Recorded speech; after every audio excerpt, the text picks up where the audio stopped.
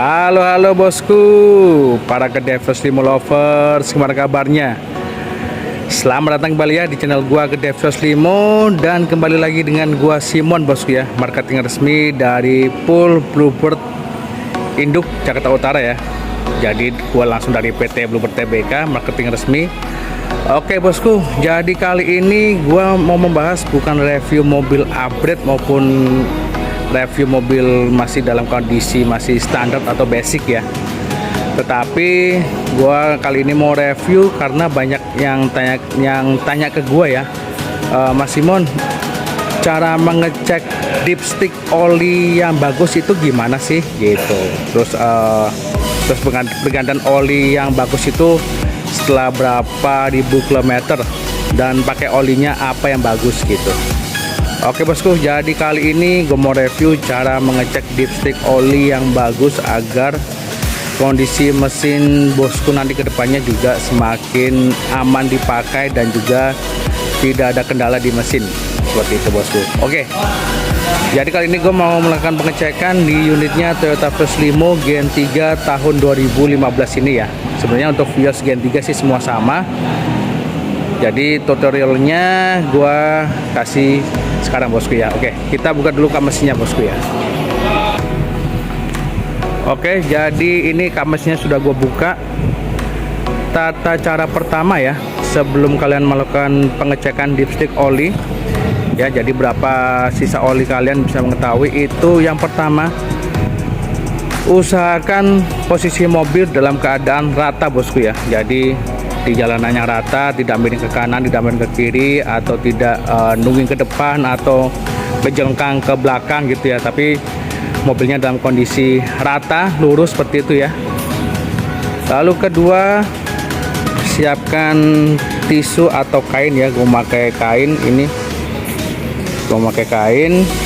Dan posisi untuk melakukan pengecekan dipstick oli itu ada di sebelah sini bosku ya, yang tuasnya warna kuning ini gitu. Oke, jadi kita tarik dulu ini.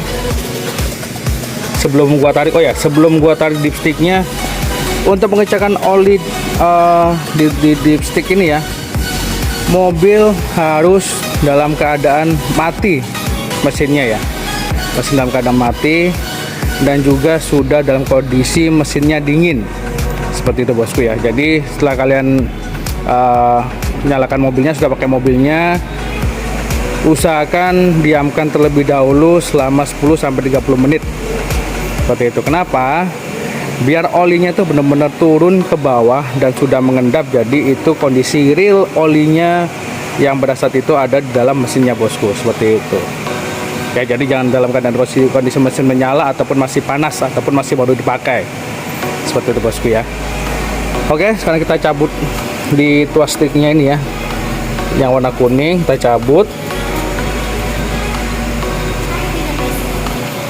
ya di sini.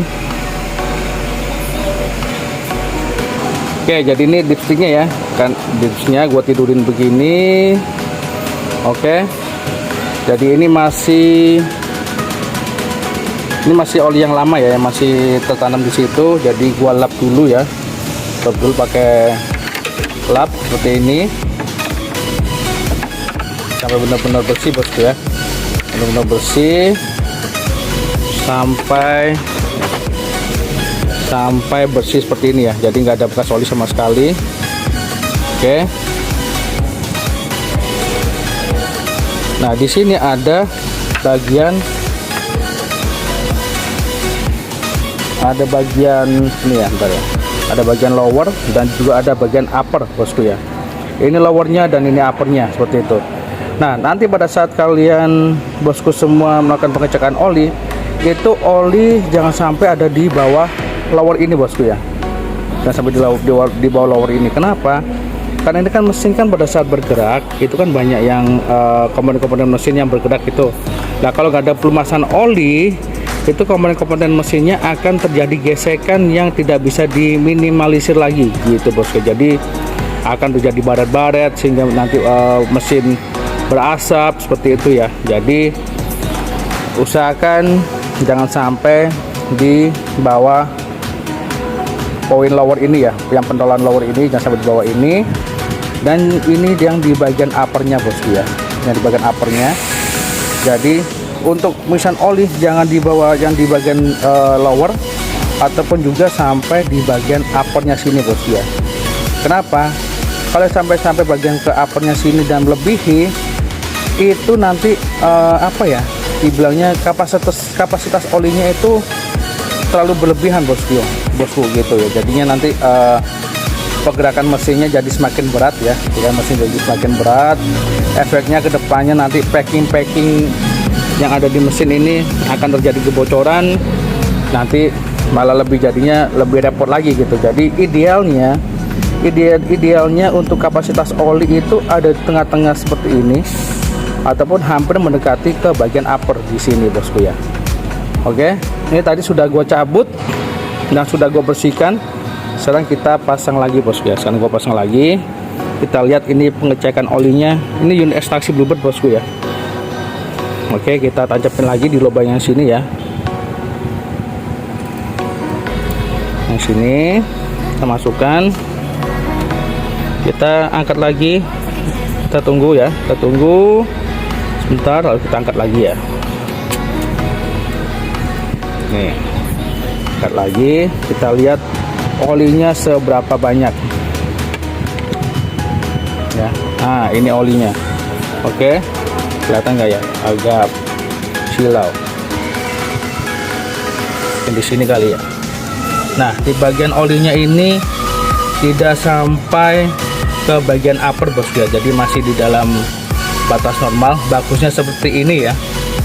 Kalau ini kan masih hitam olinya ya, masih hitam ya. Tapi nanti bosku begitu terima unit di PT Bluebird ya, begitu kalau nanti pembelian unit di kedai Flash Limo, ini oli mesinnya itu akan gua ganti dengan yang baru bosku ya. Jadi sudah nggak hitam seperti ini lagi.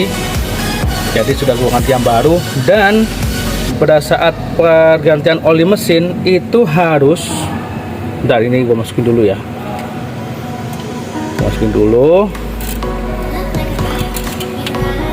Oke, jadi nanti bosku ke depannya begitu ganti oli mesin itu sudah harus satu set dengan filter olinya bosku ya. Kenapa? Karena oli-oli yang mengendap itu akan terkumpul di filter oli seperti itu. Kalau bosku nanti ganti oli mesin tetapi tidak ganti filter olinya, itu ya kalau bahasa Jawanya ya podo bae bosku gitu ya. Percuma nanti kotor-kotor yang ada di filter olinya akan naik ke atas juga seperti itu.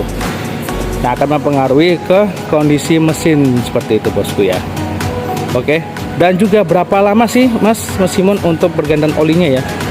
Pergantian oli itu minimal ya, pergantian oli minimal itu di 5.000 km seperti itu ya. Pergantian oli mesin itu minimal di 5.000 km. Tapi kalau gua sendiri pribadi nggak pernah nyampe 5.000 km bosku ya. Ya paling nggak di 4.500 km gua sudah ganti oli biar flashingnya itu juga lebih bagus gitu bosku ya. Dan juga sekaligus gue pasti ganti satu set sama filter olinya bosku seperti itu ya. Jadi pergantian oli mesin gue juga satu paket dengan pergantian oli filter olinya bosku gitu. Nah, oli yang bagus itu olinya apa? Setiap masing-masing itu punya selera sendiri-sendiri, dan oli itu mempunyai karakter tersendiri bosku ya. Masing-masing oli itu mempunyai karakter sendiri-sendiri, masing-masing beda-beda. Dan pergantian oli yang bagus itu, kalau gue saranin bosku, pergantian oli yang bagus itu usahakan di bengkel-bengkel yang besar ataupun bengkel-bengkel yang sudah punya nama, dan juga bengkel-bengkel yang bosku sudah kenal dan tahu kualitasnya itu bagus seperti itu. Karena ya gua nggak menjelekkan bengkel atau kotas yang lain ya, cuman ya kita menghindari aja karena ada oli yang palsu dan juga ada oli yang asli seperti itu.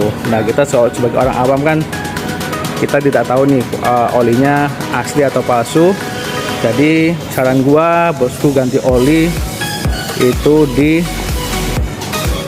bengkel-bengkel yang besar yang mempunyai nama, maupun bosku yang sudah mengetahui dan mengenal bengkel tersebut seperti itu.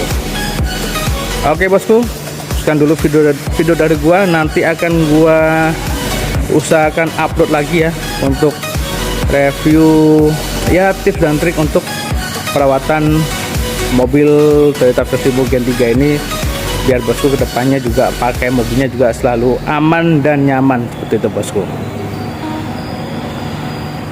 Terima kasih.